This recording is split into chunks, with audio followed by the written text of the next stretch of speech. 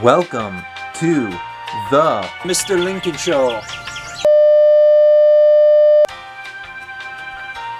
Welcome to the Mr. Phelps Show.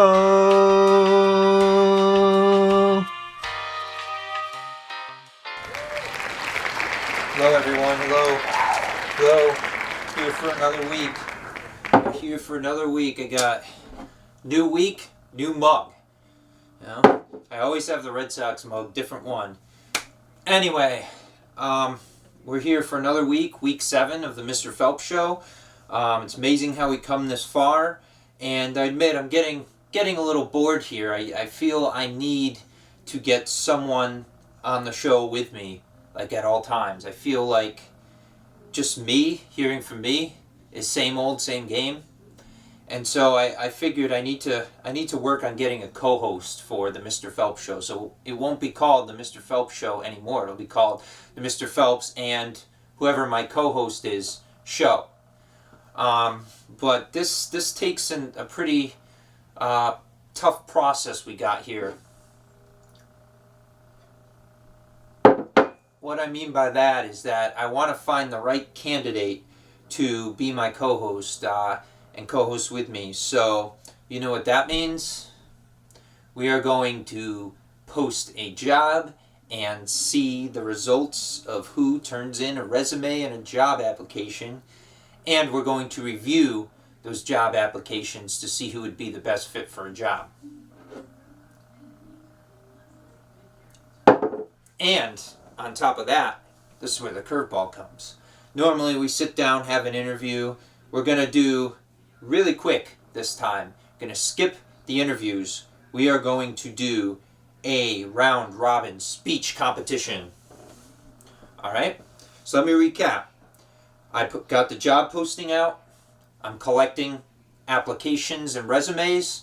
I'm going to review those applications and resumes. The top 3 are going to come in and they are going to give a speech. Okay, practice speech and rhetoric. And the top one of those 3 speakers is going to be my co-host. Why? Because this is a show about speech and rhetoric and literature. We got to be able to speak to people, public speaking, communicating. And an interview, you've seen me give interviews, takes 20 minutes to sit down and interview Romeo or Jay Gatsby. I think that one took like 30 minutes, so they take a long time. We want to do this fast and quick, okay? The best speaker out of those 3, at least that comes here and presents, will be my next co-host. All right, so we're going to follow this process, and we are going to have a new co-host by the day's done. All right?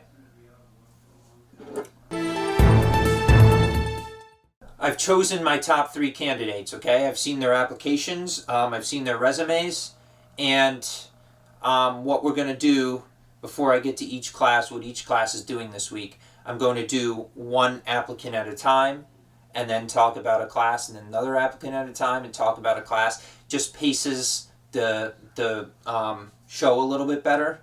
Before I do any of that, let's get to a weather report with your meteorologist, Mr. Phelps, outside.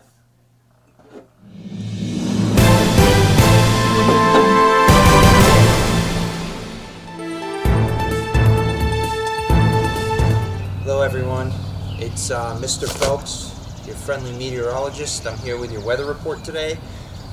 As you can see, we have perfect conditions.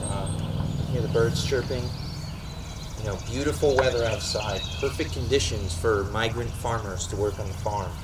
Okay, these guys do a lot of work traveling from farm to farm, working.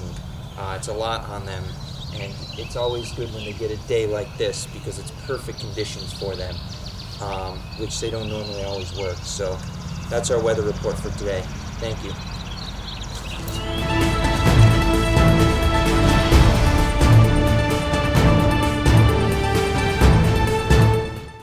All right, everyone, here I am. I'm the person reviewing the resume, hiring people. We got 3 good resumes here that I picked out. We're going to look through them, see what they're like. Some are a little bit better than others, different.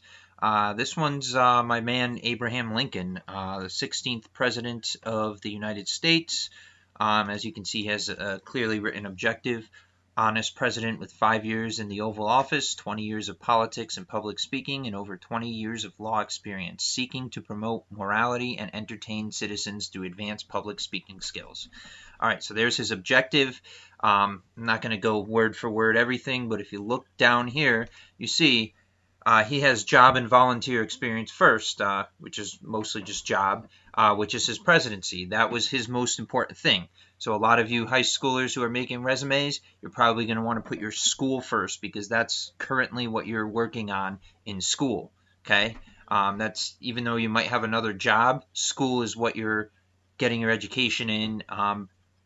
That goes first and foremost. But for Abraham Lincoln, he was known as President of the United States of America. So that would be the first thing here. I have the dates, some facts about him, what he worked, and then obviously his past work too. He was a member of the U.S. House of Representatives, a member of the Illinois House of Representatives. So that's there.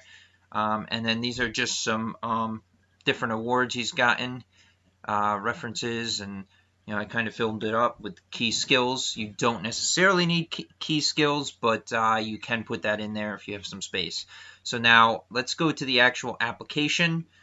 So all these contestants are applying for the co-host of the Mr. Phelps show. I'm looking for an active, energetic co-host to accompany me and share in the love of literature. The qualifications include 3 years of public speaking, acting and performing skits, and most importantly of all, appreciating and showing a love for English literature and composition. That's a tough bargain right there. So I did trademark my show. It's a sitcom talk show to bring literature to life. Free study of literature through its talk show format, latest breaking news, interviews of VIPs from literature, commercials, various literature-filled competitions. All right. So we kind of get the gist here. Some extra info. There have been over 200 cups of coffee used since the show's beginning. That's an interesting fact there. It's one of the highest ranked talk shows within the school systems, and it was created as a result of distance learning, but could still go on after that. So the only requirement, since this is we're going to do this very quickly, and interviews take forever. As you've seen interviews on my show, they can take a long time, 20 minutes at least. We are going to do a round robin speech tournament, okay? Since we're learning about speech and rhetoric in our 10H class, we are going to see, instead of an interview, we are going to have 3 contestants come and make a speech. Those are the 3 resumes I'm looking at now, okay? So Abraham Lincoln will come and make a speech on my show. We are going to analyze the speech, and then when we're said and done with our 3 contestants, we are going to see who has the best speech. So why do you want to work here, Abraham Lincoln? So he was a successful president. He decided he needed a new direction. He enjoyed public speaking, especially with the Gettysburg Address. He wanted to use his public speaking skills in a new way. Why do you think you're suitable? He talks about his experience in speaking and working to any medium, using ethos, pathos, and logos. So he's briefly outlining his skills and experience. He's given a number of speeches. They're all listed here. And we're going to hear from one of these speeches shortly. So he worked under pressure in the Civil War. No surprise there. He was trying to abolish slavery and bring peace to the nation. That's what he did. Your greatest achievement, ending the Civil War, bringing the United States to heel, abolishing slavery. And that's kind of the ongoing thing here.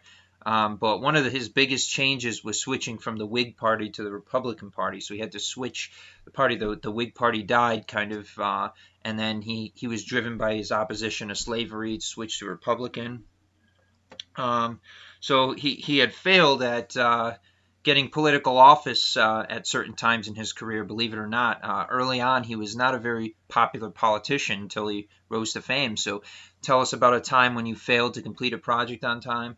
Might not be completing a project, but he talked about his failure when he was a politician in his early years. Obviously, we know how that ended. Biggest strength, biggest weakness. His biggest strength is endurance, getting through the Civil War. Weakness is that he had setbacks in the Civil War, many of which he had caused himself, but through his determination and endurance, he was able to overcome these. So the question he asked for me, what is the biggest challenge that the Mr. Phelps show faces? Pretty good question, pretty good. So this is what we're working with. His references, Joshua Fry Speed and Ulysses S. Grant. Those are some friends he's known at his time as a politician and president. So we already looked at his resume. So in a nutshell, this application, we have a candidate here who is almost too qualified for this position. I mean, he's been the president of the United States of America. He has a degree in law. We will see what his speech comes down to compared to the other applicants, but he's definitely high up there.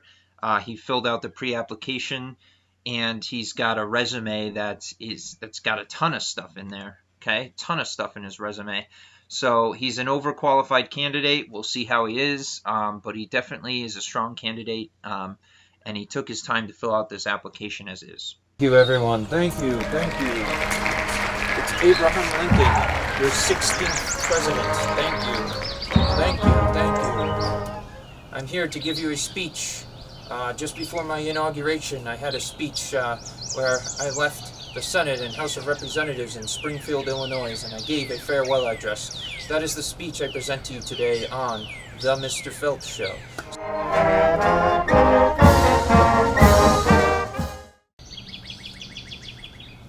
My friends, no one, not in my situation, can appreciate my feeling of sadness at this parting.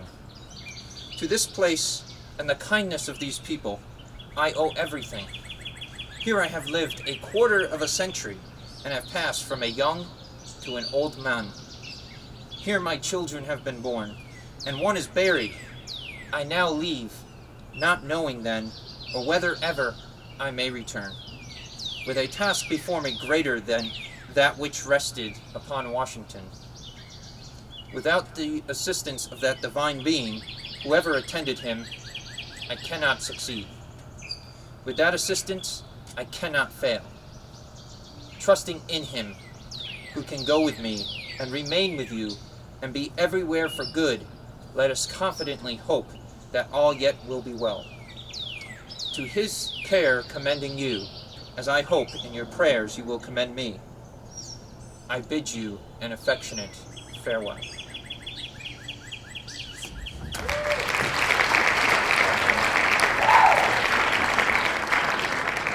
Hello everyone, so now we're going to look at Lincoln's speech a little more closely. You heard him speak, so you have the visual. Now we're going to kind of look at the written speech and kind of pick this apart. So this all here is just extra information, which is helpful for analyzing a speech. As you know, for your slide project, you're going to have the context of the speech. This would fit into that well, just basically where he gave the farewell address, where it was important. Lincoln hinted at that a little bit when he spoke, but a lot of this you'll have to just find the information. And then this is the actual speech here. My friends, no one, not in my situation, can appreciate my feeling of sadness at this parting. So right there, right off the bat, we see an example of pathos, okay? Because he's talking about emotion, feeling sadness. So there's an example of pathos. So if I was using this as an example, I'd quote this and say, this is an example of pathos. He's talking about sadness. It's an emotion. So then he goes on, to this place and the kindness of these people, I owe everything. Okay, here I have lived a quarter of a century and have passed from a young to an adult, a young to an old man. Again, we're heavily on pathos, maybe a little bit on logos, but I would say it's mostly pathos. Here my children have been born and one is buried. I now leave, not knowing when or whether ever I may return, with a task before me greater than that which rested upon Washington. Again, we see pathos, okay? Now when he mentions Washington, though, this is a little bit of ethos. So I'm going to do red for ethos, because Washington is a person. He's giving credibility to Washington. You'll see it here. Without the assistance of that divine being, whoever attended him, I cannot succeed. With that assistance, I cannot fail. Trusting in him, who can go with me and remain with you, will be everywhere for good. Let us confidently hope that all will yet be well. So he's talking about Washington, the credibility of him. So that would be ethos. To his care, commending you, as I hope in your prayers you will commend me, I bid you an affectionate farewell. So again, kind of like a mix of ethos and pathos here. So primarily this speech, the small section, yours are probably going to be longer, is ethos and pathos. So we got them here. Some keywords you want to look for is trusting in him, which can connect to ethos because you're talking about trust and talking about a source. Again, that's divine being. Ethos usually ties to somebody. So divine being here, ethos. Okay, Washington, divine being, trusting in him, ethos. And then when you're looking for pathos, it's more emotions like affectionate farewell. So we know that that would be a keyword for pathos, along with sadness and just keywords there. So you want to look for these keywords that tell you ethos, pathos, or logos. Alrighty, that was a pretty interesting speech there from Mr. Lincoln himself. Before we get into our next applicant, let's look over the week's work for English 11 honors. So, English 11. What we are going to do this week is, ironically or not ironically, we are going to work on creating a resume and filling out a job application project. So basically, Monday your essay's due, so you will finish your essay. And then the rest of the week, up until the Memorial Day weekend, you will work on a resume. If you've already made a resume, you can just post yours. And then you will work on a project for a job application. And I'll show you that in the Screencastify videos. Basically, you're going to find a job online that you like. Pretend you have the qualifications. If you don't, it could be your dream job that you need qualifications for, and you can assume you have them. You're going to look at the website, get a little brief info about the job that you're applying for, and then you're going to answer some questions about the jobs, which are really common interview questions, okay? So like if you were coming here on the Mr. Phelps show and I was interviewing you, I'd ask questions like these or similar to these questions. So the application questions are very similar to interview questions, all right, which is helpful. So there's 10 questions there. Then it asks for 2 references. They don't have to be real references. You can choose a friend, a teacher. I would say they have to be real, but they don't have to be like personal. Like, it doesn't have to be somebody you know. You could just choose a friend, just get in the practice of doing it. So you have references. That's also on the application. And then I want you to attach the resume that you did in the first assignment, but I want you to tailor it to this job. Okay, so resumes, you might have a resume that you use for all your jobs, a generic resume. I want you to tweak it just a bit to fit whatever job you are applying for, okay, because that's how resumes work. I have 4 resumes. I have one for teaching, I have one for writing, I have one for video production, and I have a generic resume. So I use all 4 of these resumes when I'm applying for jobs, depending on what job I'm applying for. So that's kind of the same idea. You're going to adjust your resume to fit whatever job you're applying for. So you're going to turn in all these materials, the job application, the references which are on the job application, the resume. You are going to check for grammatical errors since that is so important. You're also going to have some info on your job, like the website that you looked at and any other necessary things it asks you to turn in. You're going to take note of and turn in if possible.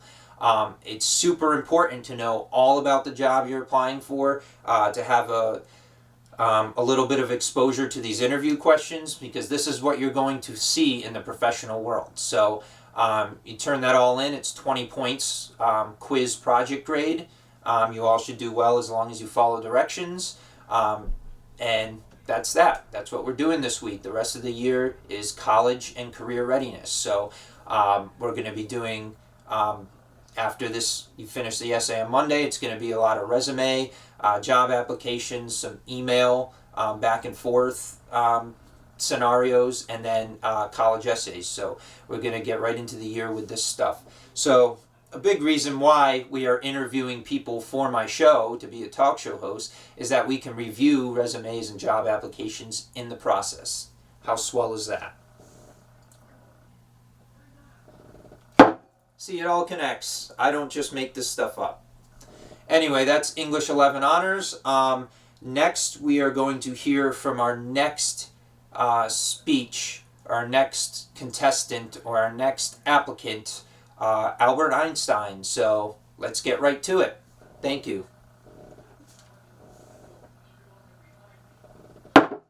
Hello, everyone. This is our second applicant, Albert Einstein. As you can see, he's up there with Lincoln. Obviously, he wasn't president of the United States, but he was one of the most renowned scientists and physicists of all time. And what's unique is his resume is very different from Lincoln's, where Lincoln's resume had job and work experience as a president. Albert Einstein has a focus more on his published works over time and just some of the scientific movements that he's accomplished. For example, some of his published works, E equals mc squared, some things he wrote, conclusions from capillarity phenomena on the electrodynamics of moving bodies. These are all published works. So as you can see, Albert Einstein, different approach, still very highly qualified, but instead of giving his work experience, he's more of a guy who did scientific experiments and has published works. Okay, he also has a skills knowledge section, and here he listed pretty much all the scientific theorem that he's involved with.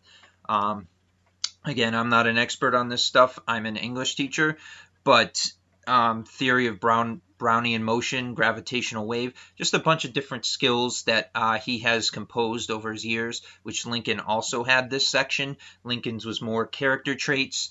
Albert Einstein is more focused on actual theorems and science and things like that. And then, of course, he has a bunch of awards, and he did list the different universities he's worked at to present his science. So as you can see, a completely different approach than Lincoln on his resume, but still very qualified. He just pieces it together differently. So this is great to see. Two different sides, both successful resumes. Now we are going to go to his application. The first part was all the same about the Mr. Phelps show. I'm looking for a co-host. We're looking to see who the best co-host is, and we're going to do a round-robin speech as an interview stage. It's going to be a performance interview where we see 3 people speak, and we choose the best one to be my co-host. So that's what we're doing. All these applicants are aware of that. They did their research beforehand. They looked at my job that I posted, and it says speech performance interview. So they're all prepared to give a speech when the time comes. Okay. We will get to Einstein's speech very shortly. So here is what he filled out, why he's looking for the job here. He's got some puns mixed in, which I thought was really kind of hilarious, which is why I picked him as a candidate, because he could have just wrote some things down about science, but he actually made it kind of a joke. So why do you want to work here? He's done a lot with science and physics. He realized he wanted to take his science to a new level. And he was very creative in this process. In the Mr. Phelps show, he's hoping to brand his science image and have a unique experiment, have a unique experience where he can talk about science to the world. So he wanted to think about being the literature guy, him being the science guy, and doing a science literature tandem to lead my show, which I thought was very unique. So I saw this right away, and that a trait like that is something I want to pick out in a job application. So why are you suitable for this role? He's a scientist. That could be a good thing. He said opposites attract, and here's where the pun comes, okay? So he's played that theory. I need variety. So he took my literature and has his science, opposites attract. He's thinking it works. It works. And I'm thinking it could very well work. We could be a great team. And he mentions that. Very, very witty right there. I love that response. So his relevant skills and experience, he's done all his work in science and physics. So he's used science-based speeches that can speak to his ability. He's a physicist. He's written articles and studies, proven theories, been involved in universities to present science. So it's all science, science. So he doesn't seem like he's very applicable for this role, but he shows that he's transferable. What I mean by that is he takes his science and he says, hey, I can be a talk show host if I do this, you know? So very different, but he makes himself relatable because he takes his science and puts it in the same light as I put literature in the light, and he talks about being a talk show host for science. So that's what you want to do with an application. Be transferable. Be able to transfer your ability and what you can do to the role that is asked of you. So if you're a very different applicant, very outside of the box applicant, you have to be creative and think about, hey, I can still apply for this job. How can I connect myself to this job with the qualifications I have? So I could go on, but his greatest achievement, E equals MC squared. His scientific studies are a contribution to society. One of the biggest challenges for him was focus and getting in school, doing well. And so he said, once he gets going, he can go. And the speech is perfect for him, becoming a speaker, because he's always on the go, thinking about, his science, and he doesn't have anything to stop him, or any deadlines or things like that. He also mentioned his memory wasn't so great, but we help out each other in tandem. So aware of that. So the question he asked for me is, are you willing to create the Mr. Phelps show in an interesting and creative new way? An innovative question with his innovative abilities. So definitely a highly qualified candidate. We are going to listen to him speak and see what his speech is about before we make a final decision on all these applicants. So I thought his application was very witty, different than Lincoln's, but again, you got two big guys right there, very different, and they took a different approach to the application. So works.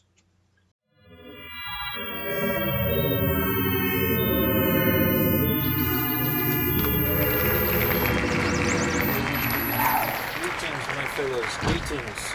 My name is Albert Einstein, and I am presenting to you the next speech on the Mr. Phelps show. Alright, let's go. It's my speech about relativity and science and physics and all that good stuff. So, let me get started. Keep my mustache on. It followed from the special theory of relativity that mass and energy are both but different manifestations of the same thing, a somewhat unfamiliar conception for the average mind. Furthermore, the equation E is equal to mc squared, in which energy is put equal to mass multiplied by the square of the velocity of light, showed that very small amounts of mass may be converted into a very large amount of energy, and vice versa. The mass and energy were in fact equivalent, according to the formula mentioned above. This was demonstrated by Cockcroft and Walton in 1932, experimentally. Thank you all for having me. I appreciate this. This is my speech, Albert Einstein. I bow to you. I bow to thee. I appreciate it. We are going to call it the Mr. Phelps and Mr. Einstein show. Thank you. All right, so now we're going to look at Einstein's speech, which is very different. It still shows credibility, but it's more focused on logos, okay? So it followed from the special theory of relativity that mass and energy are both but different manifestations of the same thing. So here he's talking mass and energy are but different manifestations of the same thing. He's talking about logos. It's about a theory. So this whole speech is really logos. So we'll see if we see any change as we go on. A somewhat unfamiliar conception for the average mind. Okay. Furthermore, the equation E is equal to mc squared. Okay, we got that. Which is logos, in which energy is put equal to mass multiplied by the square of the velocity of light, showed that very small amounts of mass may be converted into a very large amount of energy, and vice versa. The mass and energy were in fact equivalent according to the formula mentioned above. I like this one here for logos especially, because it says the energy and mass, the mass and energy were in fact equivalent according to the formula mentioned above. So it's not according to a person, but it's rather according to the theory and the formula. So it's showing logos there, giving you clear facts. And then we end. This was demonstrated by Cockcroft and Walton in 1932 experimentally. So this is where we see a little bit of a shift to credibility and ethos. So it's mostly logos talking about the theory leading up to it, but in the end you have ethos where you're talking about two particular people that studied it. So you have clear facts, and then you have a couple people that are credible that supported these facts. So mostly logos and a little bit of ethos in his speech.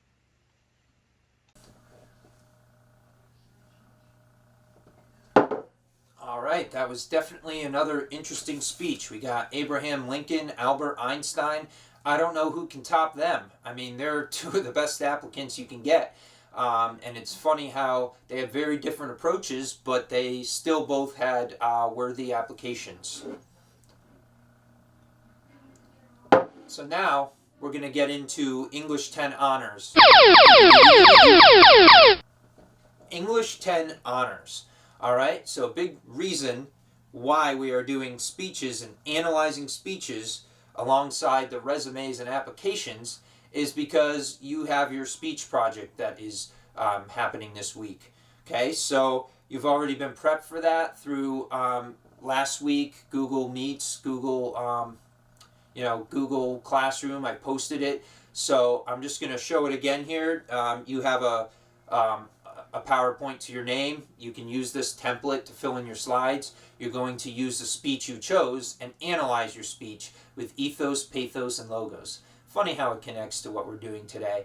So you're going to do that, connect it to Julius Caesar. This is our final project. You guys are prepped for that. You should be good and know what to do. Just remember, finish Acts 4 and 5 on Monday if you haven't. That should be just about done. We're moving on. Final project due the day you come back from Memorial Day, and we're going from there. So again, analyzing speech. Use what I did during this show to help you analyze your speech. Look at it piece by piece, okay? You have the speech. A lot of you have YouTube. A lot of you have written. Good to get both of them if you can, and analyze it piece by piece. Okay, if you have a longer speech, choose a section. You should have a speech long enough that you can look at all of ethos, pathos, and logos. You might find one more than the other, but look to factor them all in and see if you can analyze it through those lenses. All right? Without further ado, our next speaker is ready to speak, and we are ready to look at his application. It's George Milton from Of Mice and Men. So let's get to it. All right, so here we are. This is our third applicant, George Milton. Don't know if you heard of him. He's from the novella Of Mice and Men, one of the main characters there. He has a very different approach to this than Lincoln and Einstein have. Obviously, he's a migrant farmer. He's had much less experience. He has much less education. He's very much in a different ballpark than Lincoln and Einstein with experience. Those two are almost like overqualified for the job, but George Milton here is very underqualified. He doesn't even have education listed. His resume is very simple, and he just talks about working on a farm. Why am I taking a chance on him? It's something different. It's outside of the box, and I can see that he's someone who will work hard. So I'm taking a chance on the guy, even though his resume is very simple. Doesn't mean it's a bad resume. It just means it's very simple. He doesn't have much experience on it. I'm going to take my chances with him, see if we can make this work. I'll go through his resume. So his resume profile: industrious, reliable, and mature migrant worker who is seeking an opportunity with a farm to nurture produce and gain an insight into the farming business for a future in farming and owning a ranch. So already we know he wants to own a ranch. That's his ultimate goal. We know, he's a migrant worker. So we know he's probably not very well off, and I don't want to hold that against him. I want to look at the applicant for who he is. So not very much experience, not very much working experience, not very much education, starting at very much the bottom. You have Lincoln and Einstein very much cream of the crops, and George Milton's much lower, but I'm going to look into it, give him a chance. So work experience, he's only got one thing listed, but he does talk about how he's a hard worker. So he worked at Weed Farm 1935. He built endurance from working 11-hour shifts in many weather conditions, developed strength through carrying heavy objects, handled dangerous and complex machinery with care, organized and planted quality crops for shipment and production, and completed other jobs on the farm as was asked and necessary. So even though he has one job here listed, he tells me a bunch of strong verbs about what he's done as a person working this job, and he gives me a bunch of different things. Obviously not intellectual. It's showing hard work through working on a farm. So different kind of applicant, more physical than intellectual work, but that's that. What's also interesting about his resume is what's unique is he's got a testimonial. Now, as you know, we've been working with quotes in our 9th grade class with reading of Mice and Men, and right here is a quote that could be used to describe a person, and George actually put this on his resume to describe him. Now, the quote isn't fully explained, but one could look at this quote and write a paragraph about George based on the quote. So the quote is, well, I never seen one guy take so much trouble for another guy. This is the boss that talks to George when he arrives at the ranch early in chapter 2. And it represents George's character as someone who's dedicated and caring, since he takes care of Lenny and looks out for Lenny. You could take this quote and explain who George is. And so this is a great thing to put on a resume, especially if you're like George and you don't have a lot on there. He took a testimonial from someone. It's almost like putting your reference onto a resume, but instead you're just taking a quote to explain yourself. So Lincoln and Einstein didn't have this approach, but George Milton did, and I thought that was so interesting. So there you go. We're going to work more with quotes in 9th grade, but this is one way that quotes are effective, okay? Taken right from the novel. All right, so that being said, job application, the first part is exactly the same. We get to this part, why do you want to work here? So George talks about being a migrant farmer in the 1930s during the Great Depression. Work is tough to come by, especially work that pays well. He sees it as an opportunity to start from the grounds up and become a television sensation. Lenny and him had always envisioned growing up and running our own farm and tending the rabbits. So he does put Lenny in the equation here, that he wants Lenny to kind of come along with him. So we'll see how that goes. We'll see how his speech goes. So why is he suitable? Lenny and him have endured many hardships. They farmed under tough conditions. They dealt with a lot of different people on the farm. So he's saying if he can handle that, he can handle a talk show. So we'll see about that. So his relevant skills and experience, he's farmers, does mostly physical work, but he's also a dreamer. He knows he can dream about working on a ranch, working hard and getting to that level. And that's kind of what I'm looking for in a co-host. I want somebody who will work hard to achieve greatness. And that's what George is proposing to me. Even though his resume is simple, he's proposing that he will work hard. He says he's not very smart, not very strong. I like that, or he says he's not very smart, but he's strong. I like that he's using a weakness and flipping it around to talk about how he's a good leader to work with Lenny, and he does well to work hard on his part. So I think I take that into consideration. So greatest achievement is just getting his pay in the last job, staying in his job, working hard. That's all his greatest achievement is. But he says it will be making a ranch in one day, and this is all part of him achieving that dream. So Lenny and him work together. He says one of his greatest contributions is when Lenny gets in trouble, he leads him. I like that leadership quality he has, so I'm going to take that into account. He works great with guys like Slim. He wanted them to work with him, and Lenny sometimes causes trouble, and George has to put him on track. So he has that leadership quality, great for a job application. He's really good at talking about his weaknesses, but flipping it around and giving his strengths. That's what every good applicant should do. So the biggest change, moving from farm to farm, being a migrant farmer, it's a big change.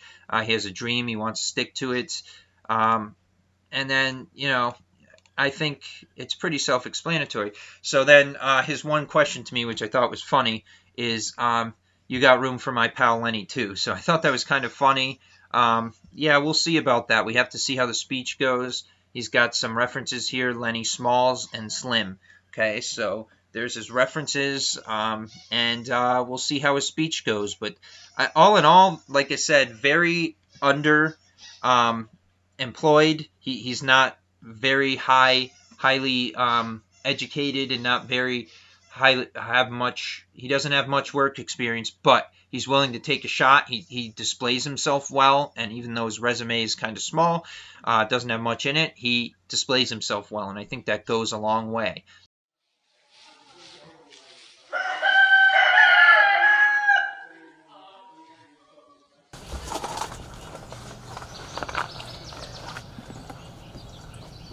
Thank you all. Thank you. Hello, everyone. I got my chicken and I got my hoe. I'm a migrant farmer. All right? Not sure why I have the chicken, but I do. My name's George Milton. If you've ever read the book of Mice and Men, I'm a character in it. And I'm here today because my boy Lenny and I need a job, and we felt the Mr. Phelps show has an opening for a co-host, so figured I'd come here and give my speech out to the world, let you guys know. Alright? So without further ado, I'll get started. I'll rest my chicken here and get started. This is from Mice and Men. This is the dream speech. Alright? Guys like us that work on ranches are the loneliest guys in the world. They got no family. They don't belong no place.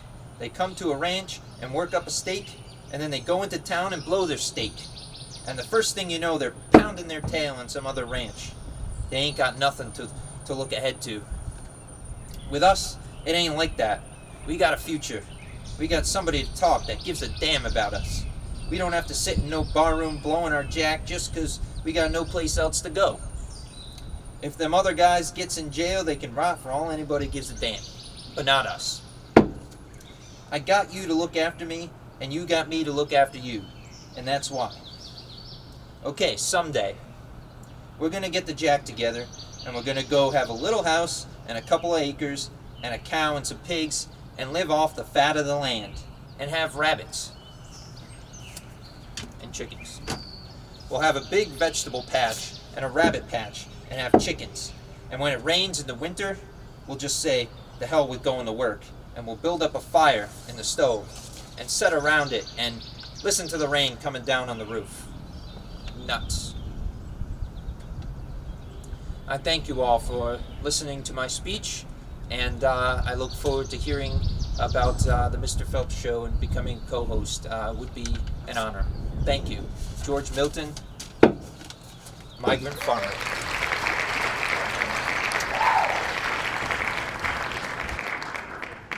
So,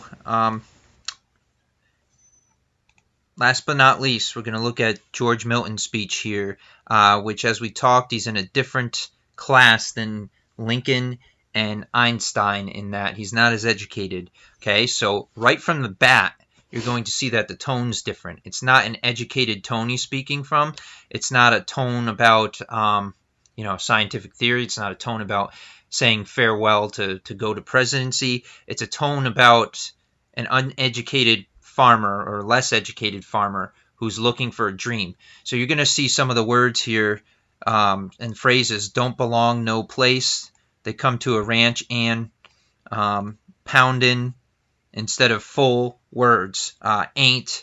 So you're going to notice these key words that tell you the speaker, how the speaker speaks. So this is also really good to look at because it tells you who the person is as a speaker. So compare him to Lincoln. Both of these are highly pathos, but they have a completely different tone and a completely different way of talking. Lincoln, more educated. George Milton, not so much. He's less educated, looking to get to that higher American dream type status. So let's go through it. Guys like us that work on ranches are the loneliest guys in the world. They got no family. They don't belong no place. They come to a ranch and work up a stake, and then they go into town and blow their stake. And the first thing you know, they're pounding their tail on some other ranch. They ain't got nothing to look ahead to. All right, so this is very much pathos. Keywords would be loneliest guys. It's kind of using a storytelling approach. His is more of a storytelling approach, not necessarily keywords, but storytelling approach. Still pathos because he's showing passion. Okay, maybe a little bit of logos where he's talking about guys on the ranch, but I'd say because of the storytelling approach, it's more pathos. With us, it ain't like that. We got a future. We got somebody to talk to that gives a damn about us. We don't have to sit in no bar blowing our jack just because we got no place else to go. If them other guys gets in jail, they can rot for all anybody gives a damn, but not us. All right, so he gets a little intense there. But this is, again, pathos. He's going through the story. He's talking about us, like him and Lenny. So it's not... obviously he doesn't come off as the most credible. He's saying they're different from most people, and that's where the only chance of logos comes from. But he's talking about a future. He's dreaming.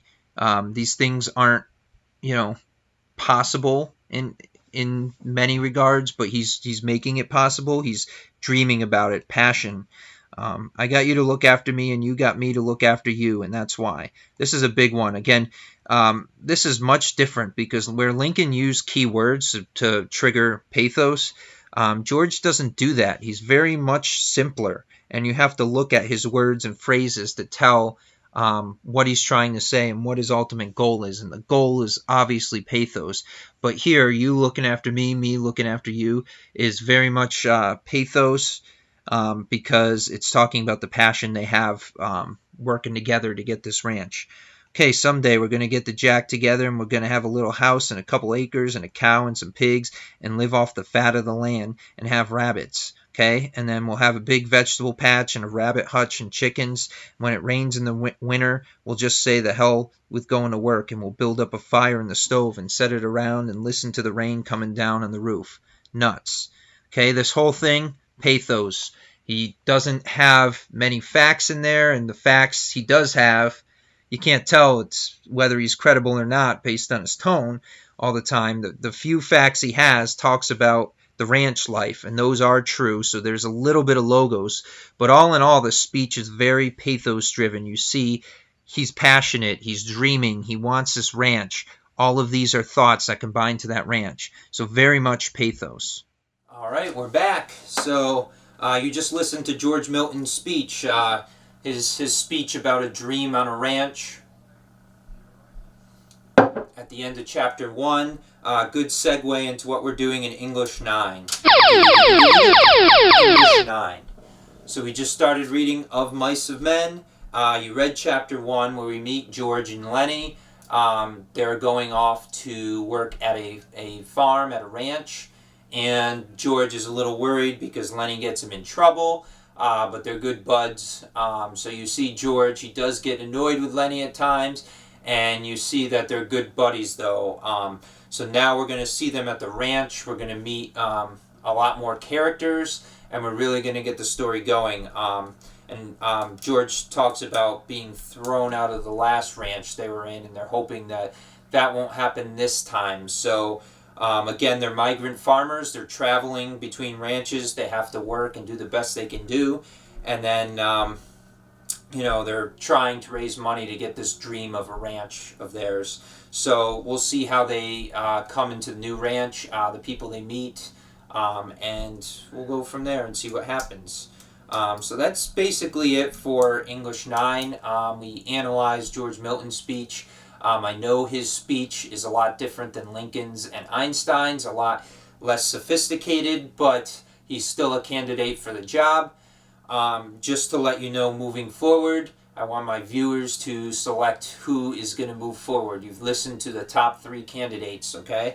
From the job selection, you've listened to them speak, and now it's time to choose which one will be my co-host come the next show. All right? So it's super important. So I'm not here alone, so you don't have to listen to my voice the whole time, and I get a co-host. It's great to see a new face on the set. So you've seen the 3 speeches. We're not going to pick one now. It's going to be more like you watch them, you choose the one that you feel is best. All right? So all in all, we've gone over our classes. English 9, we're going to be reading Chapter 2 and part of Chapter 3 of Mice and Men. I'm going to challenge you guys to write a little bit more in the homework, okay? You've been answering questions. Now we're going to do some quote responses, some small quote responses for writing. So you're going to take a look at those. Make sure it's in your own words. This is your relationship, your response to the text. So you're going to read, and as we learn new characters, you're going to have quotes for those characters and to explain what's happening in the text. All right? That's about it. Looking around, I don't know that I have anything else. I'll say that the last thing we have might be sports and recreation. We're going to go outside and do some farm sports, okay? Farm sports you can do on the farm with chickens. Always fun. So anyway, after that, I'm going to say goodbye. Thank you for watching the Mr. Phelps Show, and have a good week. We'll be back next week with something different. Who knows? All right? Thank you, my viewers. I appreciate you watching. Thank you.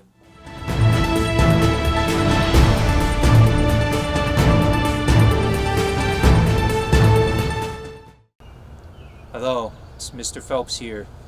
Just wanted to present to you plastic chicken. Alright, you might think it's nothing, but really, this opens you up to a ton of farm games.